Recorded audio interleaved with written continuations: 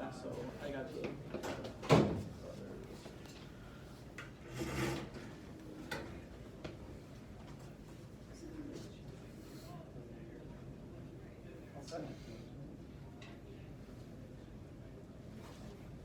Ten, nine.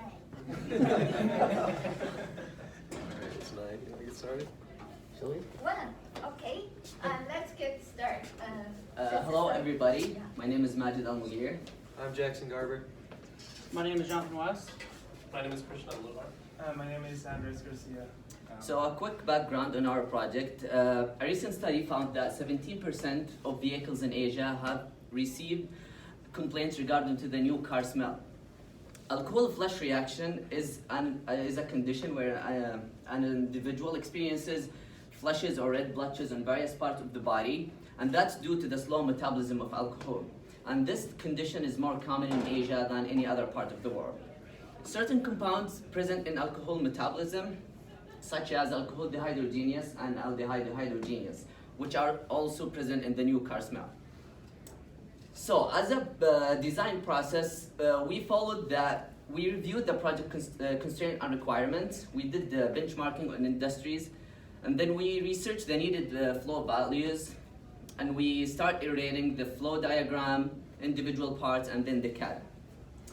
And in order to boost the customer satisfaction, Ford has requested the MSU design team to design a smell sampling device that could also serve as a smell diluter. This device will assist in finding a tolerable amount of the new car smell for the Asian community, among other users. And the device will also assist a second purpose of being an accurate dilution device for the emissions team and other projects inside. The device will follow the industry standards of olfactometer. What is olfactometer? It's a sensory device that used to detect an odor, determine the odor's concentration, intensity, and hedonic tone. First olfactometer was created by Hendrick in 1888, and it's an old technology, but it's still a relatively small industry, and only few industries are working on it. But the research allowed the team to identify industry standards, different solutions, and the flow presentation requirements. An olfactometer has 4 main stages, which are filtration, dilution, mixing, and then presentation. Our project constraint were the device has to be portable, and it has to fit into a 2 by 2 by 2 feet box. It has to be able to produce sample of the new car smell, and it's also required to dilute the new car smell with pure air. And it also has to be controlled by Ford data acquisition. The device has to be able to adjust an odor concentration of at least 1,000 parts to 1 part with at least 15 ranges. A pure dilution air must pass through carbon filter to ensure no contamination. And the smell sample must be humidified to simulate the real-world application. And the delivery of smell must be at comfortable speed, and after some research, we found that 1.5 to 2 liter per minute will do the job. So after we identified all of our project constraints, we developed a flow diagram. So to start here in the upper right, this is where our odorous gas will come in the system. It goes through the pipe, which is controlled by the pump, and these valves are either on or off for all of these series of critical flow ventures, CFVs. And so whichever valves are open, the flow ventures will suck in the odorous gas and pull it down into our main venturi here, where it's mixed with our zero air that's being controlled by a flow controller down here. So it runs through the system this way and is presented right here at 1.2 liters per minute, and then we also have an exhaust pipe that'll it'll get rid of all of our exhaust gases. And so then after we finalized our flow diagram, we generated a CAD model. So here's our canister of zero air, and here's our outer box. And then here's the internals of our CAD. There's a lot of components in this system that we're going to go into further in this presentation, but just some of the key things. These big blocks that are gray here are our pumps. We have our nozzle that presents the smell, our pressure and temperature transducers, and our flow controllers. And so just to show you a top-down view and where all the flows are going. So down in the bottom left is where our odorous gas comes in, And again, it's controlled by that pump up there. Here's our series venturis that suck in the various concentrations that the data acquisition system tells it to. And it goes right into here into our main venturi. And then starting in the top right, we have the option to either pull in room air or zero air, which are both controlled by a pump. And they'll pass through our transducers and enter the main venturi, and then our smell is sampled here at the nose cone, and all the exhaust is ran up that pipe there in the middle and is exhausted outside the box. And so here's a list of the main components in our system. So we have a main vacuum venturi, our series venturis. We have a turbulent mesh that's used to mix the two gases together. We have atmospheric pressure transducers and differential pressure transducers, RTD sensors, pumps, flow controllers, air filter, solenoid valves, needle valves, and a humidifier. So, if any of you are like us at the beginning of the project, you might be asking, well, what is a venturi? I've never heard of this device. So a venturi follows the concept of Bernoulli's laws. It also follows the laws of conservation of mass and conservation of energy. Basically, the flow is assumed to be steady, incompressible, and inviscid. And so what happens is there's a constriction in the flow. And as the flow is constricted, it speeds up and creates a low pressure system. This low pressure system is utilized in one of the venturis to create a vacuum to suck gas in. But what also happens is the main purpose is to limit mass flow. So it limits mass flow by, in this constriction, it reaches the local speed of sound of Mach 1. It so-called chokes the flow. So by choking the flow, a change in pressure on either side of the system will no longer increase or decrease mass flow rate. It's at a steady, very accurate, controlled value. And this is followed by Bernoulli's equation right there. And so the first part we're going to talk about is the main vacuum venturi right here. It is the main mixing point for the zero air and the air coming in right here from the sample of the car. So this is what our main vacuum venturi is by the company SMC. It was chosen because it has a very low response time of 5 milliseconds and a low response time for vacuum of 28 milliseconds. It's also chosen because, as can be seen on these flow diagrams, our pressure of the system is about 0.1 MPAs, or 1 atmosphere of air, which gives us 6 liters per minute of air consumption of pure air, and 2.5 liters per minute of the vacuum suction, which will be the air from the car, which is ideal for what our given situation is. And also, it ensures that we have at least about a 60 to 90 kilopascal vacuum, ensuring a full seal. So prior to the main venturi, we have series venturis located right here. And there are 8 of them in the system. And one of the problems that we were introduced to was that there were 8 venturis, each with a shutoff valve. And that allows around 255 different combinations of venturis that are able to produce their own respective concentrations. So our question was, how do we iterate through this, and how do we output the desired concentrations that Ford wanted out of their system? So, calculating this on our own would take, much too long. Adjusting it based on Ford's requirements would also take too long. And our main goal was just to figure out a way to get the sizes right for each of the 8 venturis.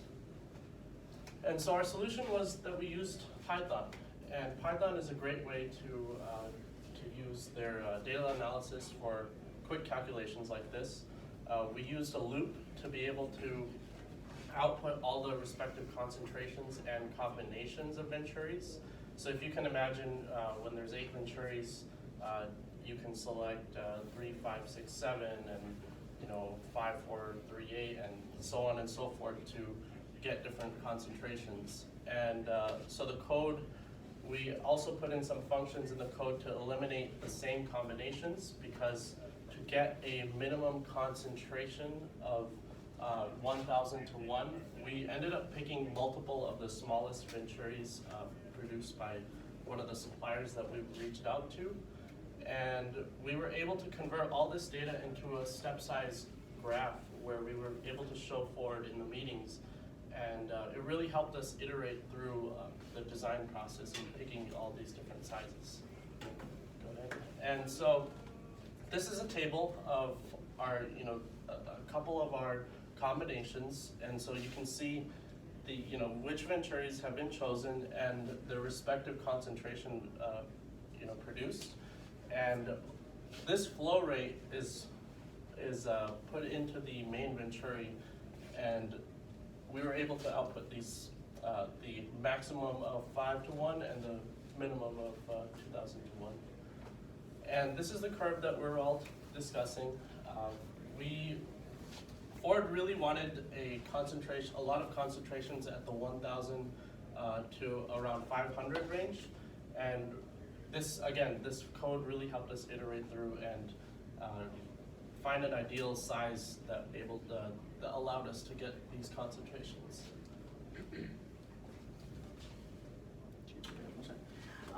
So the next part that was critical in our system was the turbulent mesh. Turbulent mesh is used by, how it works is we have a mesh that is soldered into the piping, and what happens is the flow will hit it and create vortices mixing the flow.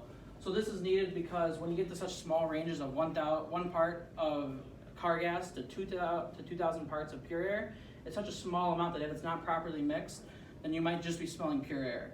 So this was needed to induce turbulence in the flow. The next parts that are needed are pressure and temperature transducers.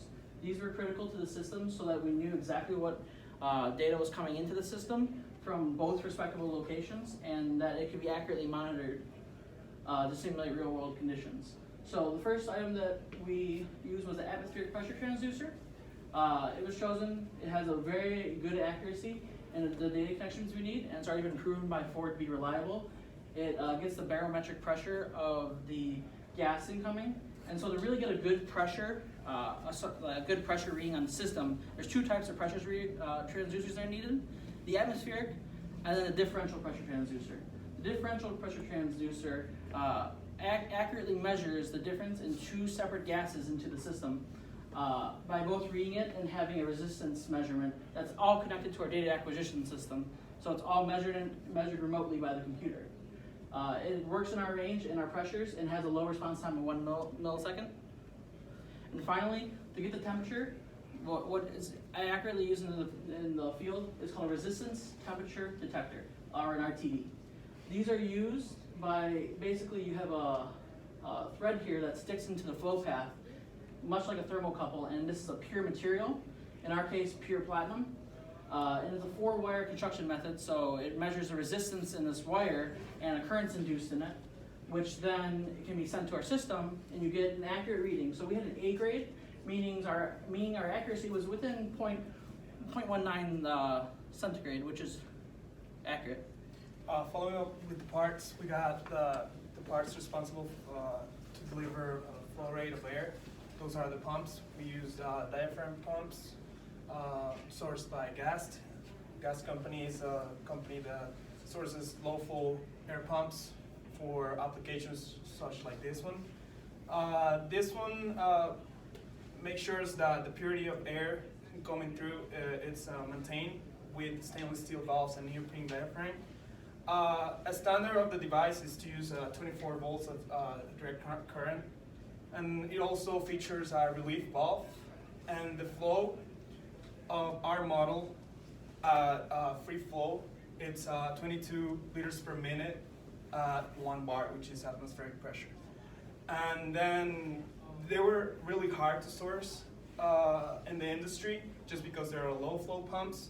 So we regulate them with the flow controller emitters because the flow at free flow, it's not the flow that we wanted. And then the controllers of the flow, they're really accurate. They make sure the flow rate is the desirable at 2 points of the system, one at the presentation stage and one at the venturis. So this is sourced by MKS. It's a pretty accurate flow regulator. It has a process step of 750 milliseconds with control times and accuracy of up to 1%. It connects to the data acquisition system Ford with 5 volts analog output, and it's rated from 0.1 to 50 liters per minute, which is as double as we need. The warm-up time of these flow controllers is about 30 minutes, and it also displays pressure and temperature. The next part is the carbon filter. It makes sure that the zero gray air provided by Ford is pure, just because we don't want any smells in the system, just to verify that our dilution is a pure dilution. And these are sourced by SMC2, and the filtration efficiency is really high at 99%. They're rated up to 200 liters per minute, and the cycle life was met the Ford requirements of up to 2 years, or after they see a pressure drop of 0.1 megapascals, which is pretty big. And then following up with the parts, we got the solenoid valves responsible of controlling the flow of air, and the pumps, both sources, and at the venturis. They guarantee that the combination desired by the data acquisition system is met just by shutting off the valve that, as Christian was explaining earlier, control the combinations of the final dilution. They are sourced by Clipper. They're a normally closed type. We met the requirements of Ford, which was to have a reduced heat transfer by having a low power consumption valve of 1 watt, and it also met the standards of 24 volts. Next one. And then the needle valve. We have the flow controller to regulate the presentation flow rate, as Majid said, is about 1.5 to 2 liters per minute. That's a comfortable flow rate.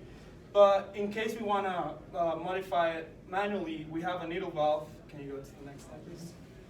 That it's a mechanical device, just like a valve. You rotate it to close the valve, and you open it to close the valve. Yeah.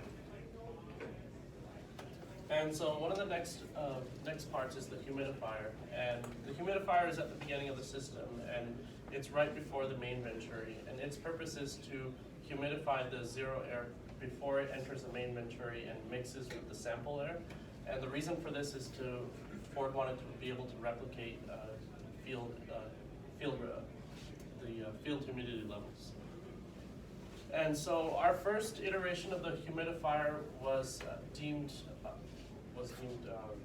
it had too much of a prep time, and so Ford had a lot more experience in building syringe pumps, and so they wanted to be able to iterate their own design of a syringe pump. So we included it in the CAD model, and we kind of handed it off to them for them to design the syringe pump. And so here's kind of a scaled down bill of materials that just points out which company made what part, the part number, how many of each part we used, and then the price per part. So as you can see, our flow controllers were our most expensive part at $6,400. And the atmospheric pressure transducers also were not very cheap. So the total cost of our system without the humidifier included was $11,258.14. And then here's our full bill of materials. It's kind of hard to see, but this just shows that we included URLs for Ford to go in and find these parts, and we included fitting sizes for the CAD model. And again, it was not a cheap device to manufacture, so that was part of the reason we ended up not having a prototype of the many. But so some conclusions from our project. Our device met all of Ford's requirements. It was compact as possible and as simplistic as possible. It includes a series of 8 venturis that can produce flow concentrations between 2,000 to 1 and 5 to 1. And again, as Christian talked about, we developed a Python code that was able to easily swap out venturi flow rates to see how that affected our concentration diagram. The flow rates are dictated by flow controllers and a single needle valve. The provided sample is similar to real world due to the humidifier that Ford will be manufacturing. And the device is controlled from a computer that is connected to Ford's data acquisition system.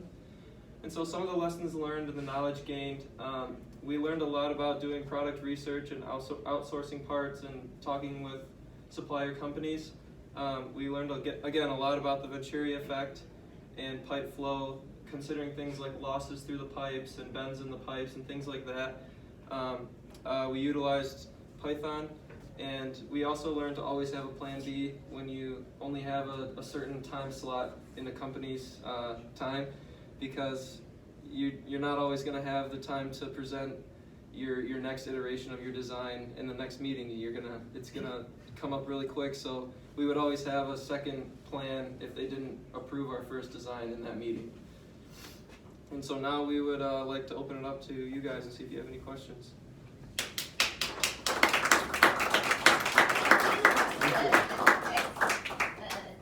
Well done, well done. So, yeah. Can you go back to slide 1? Yep. And this, I'm an idiot, but what was the scope? To eliminate the new car smell, that alcohol? So what we were trying to do was to find the tolerable amount of the new car smell. So by creating this device, we put some pure air into the new car smell, and we're able to test how a test subject feels about that smell. So Ford's gonna use this data, and they're gonna let their suppliers know what their parts can outgas or not outgas. Other question? Would this be installed in, it's not installed in the cars? No, it'll be used for human testing in China. So they'll ship it over to China, then they'll get maybe like 1,000 test subjects, and they'll people preferably probably who are bothered by the acetaldehyde, and then they'll be like, okay, so 1 to 100 parts is tolerable. This is what our new industry standard is, because China's thinking about also implementing new grading of cars. So your car might be graded A, B, or C, depending on how much it smells in the inside, and no one wants to be a C. On interior particulate matter, Yeah. right? Yeah. Yeah, because you always hear of particulate matter coming out of the exhaust pipe, but now they're gonna start worrying about particulate matter in the interior of the car. But to answer your question, the only thing that's inside the car is the tube that'll pull the car air out. So the device is portable. Right, So yeah. you're done with one car, you move it to the other. Yeah. Other question? So, I know everybody seems like new car smell, right? So their new car smell is not desirable versus our new car, but is their new car smell different than our new car smell? It's the same, but again, to hit on some of the background stuff we talked about, the alcohol flush reaction, which is just a bad reaction to some of the chemicals in the new car smell.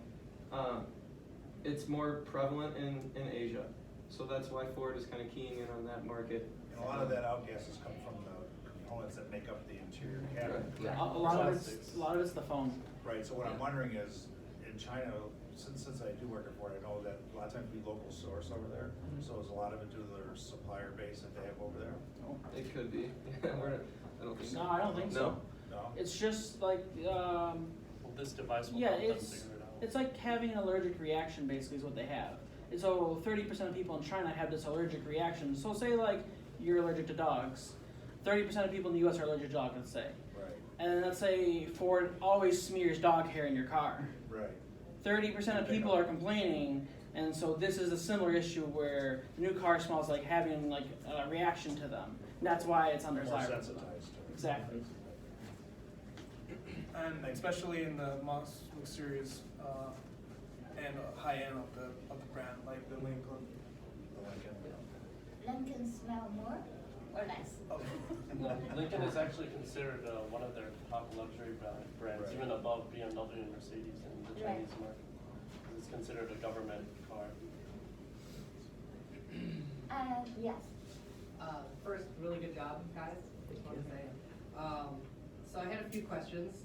I know that you said your pressure transducers could be off by a certain percentage. Did you do any type of error analysis to see if basically all of your parts were off by a certain percentage, how much your calculations would differ?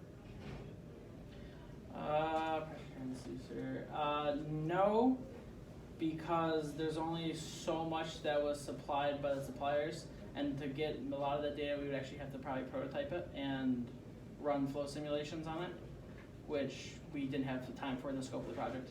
Okay.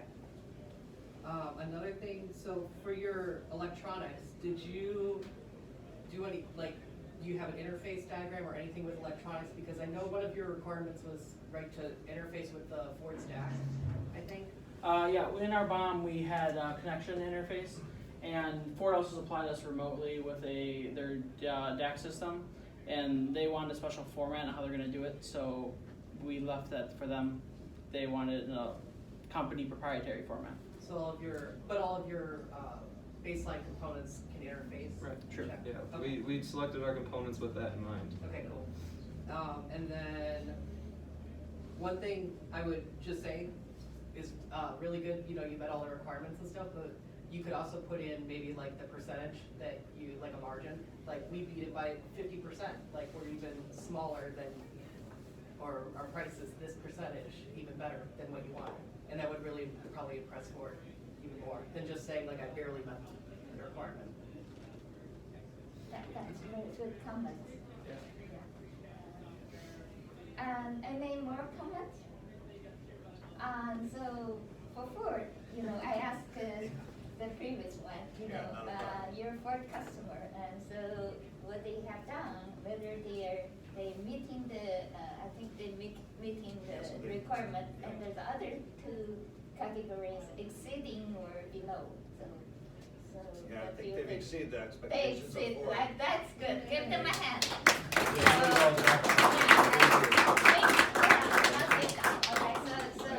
I think the parents will be very proud of them, right? So you guys, I'm very impressed, very proud that our students, they've done a wonderful job. I worked in industry for 10 years, so I know the average of engineers.